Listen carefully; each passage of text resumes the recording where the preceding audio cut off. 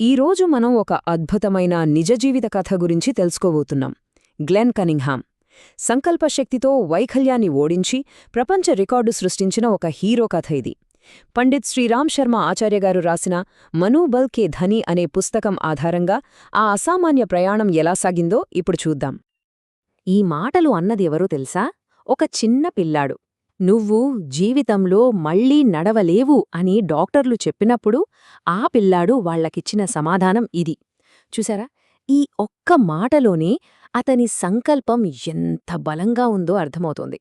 ఇదే అతని భవిష్యత్ విజయాలకు పునాది వేసింది. సరే, అసలు ప్రశ్న ఏంటంటే, జీవితంలో ఇక ఎప్పటికీ నడవలేడు అనుకున్న ఒక అబ్బాయి ప్రపంచంలోనే ఫాస్టెస్ట్ రన్నర్గా ఎలా మారగలిగాడు? అదెలా సాధ్యం? ఆ విషాదం నుంచి ఆ విజయ శిఖరాల దాకా అతని జర్నీలో ఉన్న ఆ సీక్రెటేంతో ఇప్పుడు తెలుసుకుందాం. ఈ కథంతా ఒక అగ్ని ప్రమాదంతో మొదలైంది. అవును, అతని జీవితాన్ని తలకిందులు చేసిన ఆ రోజు అసలేం జరిగిందో తెలియాలంటే మనం కొంచెం వెనక్కి వెళ్ళాలి. అమెరికాలోని కాన్సస్లో ఉన్న ఒక చిన్న పల్లెటూరికి. అది 1918, ఒక మామూలు ఉదయం. గ్లెన్ వాళ్ళన్నయ్య ఫ్లాయిడ్ స్కూల్లో స్టవ్ వెలిగించడానికి వెళ్లారు. కాని అక్కడ జరిగిన ఒక చిన్న పొరపాటు వాళ్ల జీవితాలనే మార్చేసింది. కిరోసిన్ అనుకుని పొరపాటున పెట్రోల్ డబ్బా వాడారు. అంతే, ఒక్కసారిగా ఆ డబ్బా పేలిపోయి ఆ గది మొత్తం మంటల్లో చిక్కుకుపోయింది. ఆ ప్రమాదం తర్వాత జరిగింది చాలా దారుణం. గ్లెన్ తన అన్నయ్య ఫ్లాయిడ్ను కోల్పోయాడు. గ్లెన్ బతికాడు, కాని అతని కాళ్ళు ఎంత దారుణంగా కాలిపోయాయంటే అవి ఇక పనికిరావు, అతను జీవితంలో మళ్లీ నడవలేడు అని డాక్టర్లు తేల్చి చెప్పేశారు. ఇక్కడినుంచే అస్సలు కథ మొదలవుతుంది. ఒకవైపు సైన్స్, డాక్టర్లు చెప్పిన మాట, మరోవైపు ఒక చిన్న పిల్లాడి అచంచలమైన సంకల్పం. మరి ఈ రెండింటి మధ్య జరిగిన పోరాటంలో ఏది గెలిచింది? చూడండి, డాక్టర్లేమన్నారంటే ఈ కాళ్ళు తీసేయడమే బెటర్, తను మళ్ళీ నడవలేడు అని గట్టిగా చెప్పేశారు. కాని గ్లెన్ మనసులో మాత్రం ఒకటే మాట, లేదు, నేను నడుస్తాను, అంతేకాదు పరుగెడతాను అని బలంగా అనుకున్నాడు. అందరూ చేతులెత్తేసినా అతను మాత్రం తనమీద తాను నమ్మకం కోల్పోలేదు. అయితే ఆ రికవరీ జర్నీ అస్సలీజీ కాదు, చాలా బాధాకరమైనది. వాళ్లమ్మ రోజు గంటల తరబడి ఆ కాలిపోయిన కాళ్లకు మసాజ్ చేసేది. ఆమె అలిసిపోతే గ్లెన్ తనంతట తానే మసాజ్ చేసుకోవడం మొదలుపెట్టాడు. అలా నెలల తరబడి వాళ్లు పడిన కష్టానికి నెమ్మదిగా ఫలితం కనిపించింది. 4 నెలల తర్వాత అతని కాళ్లల్లో మళ్లీ రక్తప్రసరణ మొదలైంది. ఆ తర్వాత నెమ్మదిగా అడుగులు వేయడం మొదలుపెట్టాడు. ఇది ఒక టర్నింగ్ పాయింట్. కేవలం నడిస్తే చాలు అనుకున్న లక్ష్యం ఇప్పుడు గెలవాలనే ఆశయంగా మారింది. ఇక్కడ్నుంచి అతని కథ ఒక కొత్త మలుపు తీసుకుంది. నమ్మగలరా, తన 12వ ఏట, అవును, నడవడమే కష్టం అన్న అదే అబ్బాయి తన స్కూల్లో జరిగిన రన్నింగ్ రేస్లో పాల్గొన్నాడు.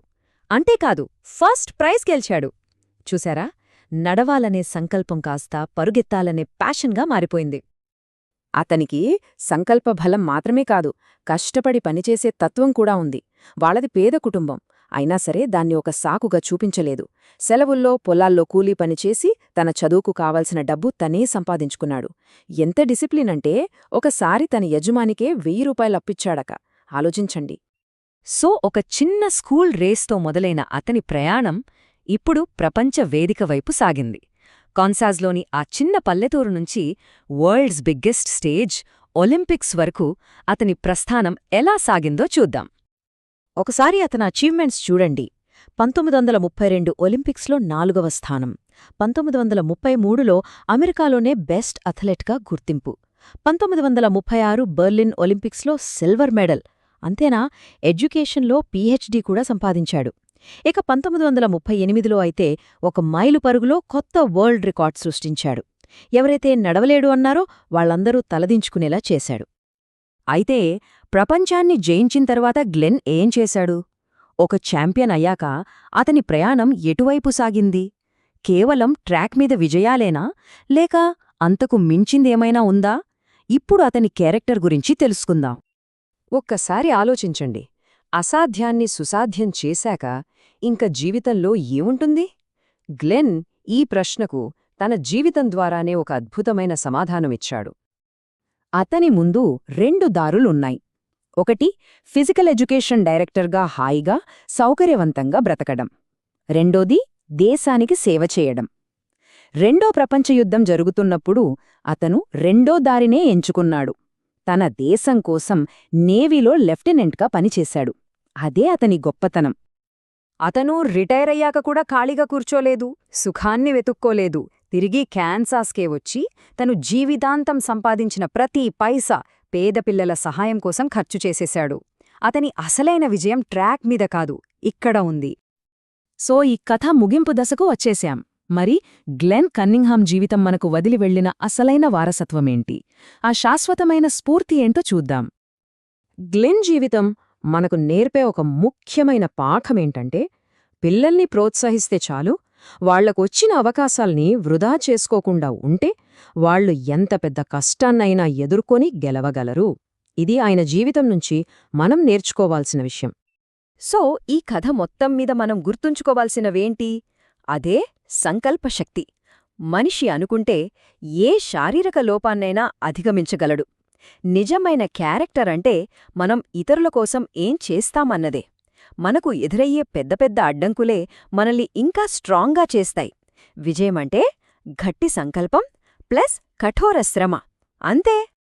చివరిగా ఒక్క ప్రశ్న. గ్లెన్ కథ విన్నాక అసాధ్యం అని మనం అనుకుంటున్న ఏ కలను నిజం చేసుకోవడానికి మనం పరుగెత్తబోతున్నాం?